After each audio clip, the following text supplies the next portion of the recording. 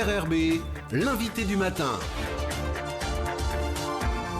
Bonjour Jean-François Bodin. Bonjour Nicolas. Le secteur du BTP tire la sonnette d'alarme et vous recevez le président de la FCBTP. Oui, Benoît Meunier, bonjour. Bonjour. Merci d'avoir accepté notre invitation. Chronique d'une mort annoncée, le BTP, un secteur sacrifié dès 2024.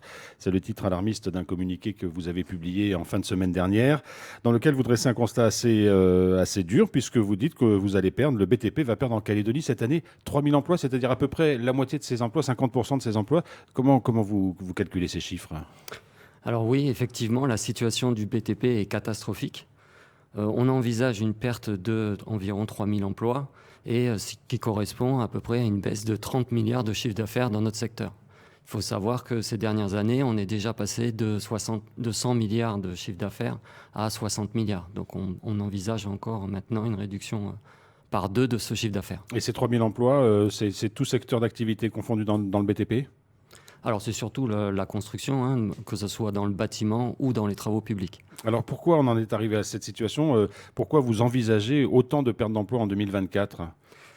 Alors, les raisons de la crise, d'abord, c'est l'incertitude institutionnelle qui perdure depuis plusieurs années maintenant. On a déjà tiré la sonnette d'alarme. Suite au référendum, on attendait donc que les discussions aboutissent et que le secteur, qu'il y ait de l'avenir donné pour le secteur privé de la construction. Et ce n'est pas le cas. On décale toujours les échéances. Et le temps économique n'est vraiment pas le temps institutionnel. Donc les entreprises sont en difficulté. Le secteur public devrait reprendre le relais, mais on se rend compte que ce n'est pas le cas. Les investissements, par exemple, le plan d'investissement État-gouvernement diminue. Et puis les collectivités n'exploitent pas le montant qu'ils ont à leur disposition. Le Haut Commissariat l'a dit à votre micro vendredi. Il n'y a qu'environ 30% de réalisation pour ces contrats de plan. On a une explication sur ces 30% seulement de réalisation ? Alors, je pense qu'à chaque fois que l'État met de l'argent sur la table, il faut que la Calédonie mette également une somme plus ou moins équivalente. Donc, les finances locales sont en difficulté également. Et puis, il y a peut-être un manque d'entrain très net à réaliser ces travaux. Alors aujourd'hui, et vous l'avez dit, le secteur privé est en difficulté par manque de visibilité. En gros, le secteur public, selon vous, aurait pu prendre le relais de ce qui se passait dans le privé aujourd'hui ?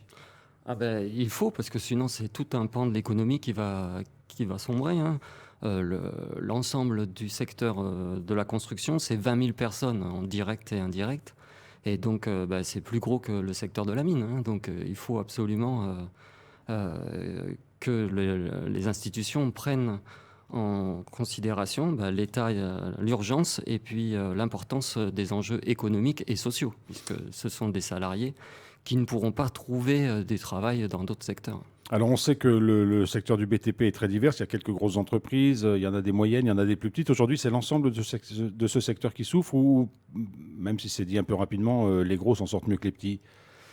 Alors, ce qui est nouveau, c'est que, donc que les travaux publics vont être touchés également, puisque que ce soit les travaux des routes ou des grosses infrastructures, les budgets sont en baisse.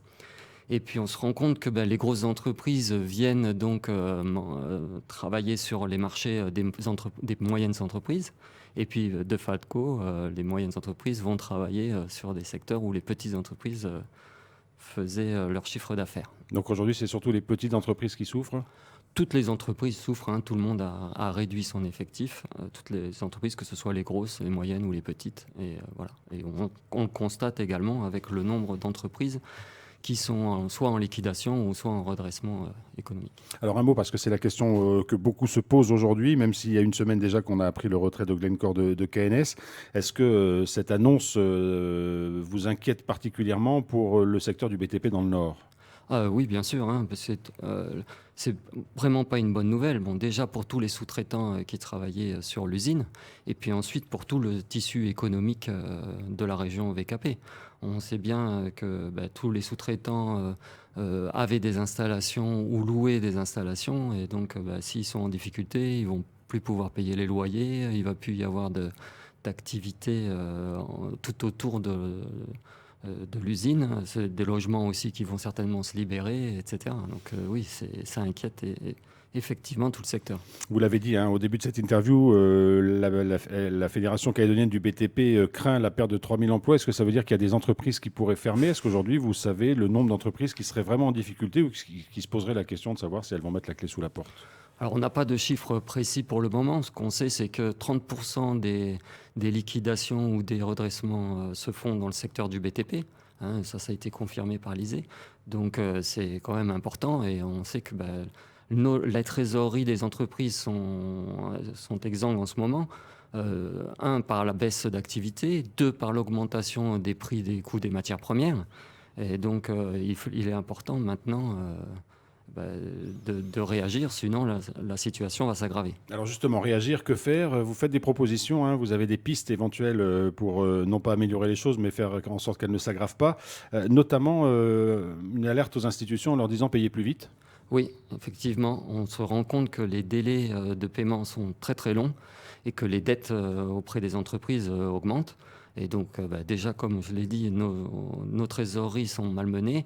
Et si en plus on a fait les travaux et qu'on n'est pas payé avant 6 mois, par exemple, c'est catastrophique pour les entreprises. C'est quoi? C'est le délai moyen, 6 mois à peu près? Alors, non, je ne dirais pas que c'est le délai moyen, mais voilà, ça arrive. Ça peut aller jusqu'à 6 mois et des fois pour des grosses sommes, plusieurs centaines de millions. Et alors, vous envisageriez aussi de demander à vos adhérents de suspendre les cotisations CAFAT. Évidemment, c'est une façon de faire des économies et de conserver un peu de trésorerie, mais on sait aussi que ça pèse sur d'autres secteurs. Bien sûr, on sait que les charges CAFAT, ça représente 40% de notre masse salariale. Donc, si nos trésoreries sont malmenées, il vaut mieux, on aura peut-être cette solution-là pour éviter la fermeture pure et simple des entreprises. Vous allez vraiment mettre ces solutions en œuvre? Quand est-ce que vous allez le décider, si c'est le cas? Alors, on a une mise en place on souhaite également qu'une cellule de crise pour coordonner les efforts soit mise en place avec le gouvernement. Vous avez fait une demande? Oui, au plus haut niveau du gouvernement. Et en fonction de ça, on verra qu'est-ce qui en ressort. Après, on aura un comité directeur du FCBTP jeudi cette semaine pour décider des actions à mener en fonction des retours qu'on a. Vous pensez que les choses doivent se mettre en place rapidement? Il y a vraiment une urgence dans les semaines qui viennent pour trouver des solutions, en tout cas des pistes de solutions? Ah oui, puisque le carnet de commandes des entreprises, on a une visibilité à 6 mois. On sait qu'à la milieu de l'année 2024, nos carnets de commandes seront vides. Et donc, il y a urgence à réagir maintenant. Est-ce que vous allez solliciter un entretien ou une rencontre avec le ministre de l'Intérieur et des Outre-mer qui vient en Calédonie dans les jours qui viennent? Oui, effectivement, on a sollicité un entretien. Alors, on souhaite, par exemple, un soutien de l'État pour aider les collectivités locales à améliorer leur taux de rendement sur Mais ces vous l'avez dit, les investissements. collectivités locales n'ont plus d'argent, donc... Oui, mais au moins sur les budgets, on se rend compte qu'il n'y a que 30% de réalisation. Donc peut-être qu'il faudrait un soutien technique de l'État pour améliorer ce taux de réalisation. Donc ça se jouera peut-être lors d'une rencontre avec Gérald Darmanin. Vous n'avez pas de rencontre de réponse pour l'instant? Non, on n'a pas de réponse pour l'instant, mais c'est des pistes, oui, effectivement, pour essayer d'améliorer notre situation. Benoît Meunier, président de la Fédération calédonienne du BTP, merci beaucoup d'avoir été notre invité ce matin, d'avoir accepté notre invitation ce matin. Merci à vous.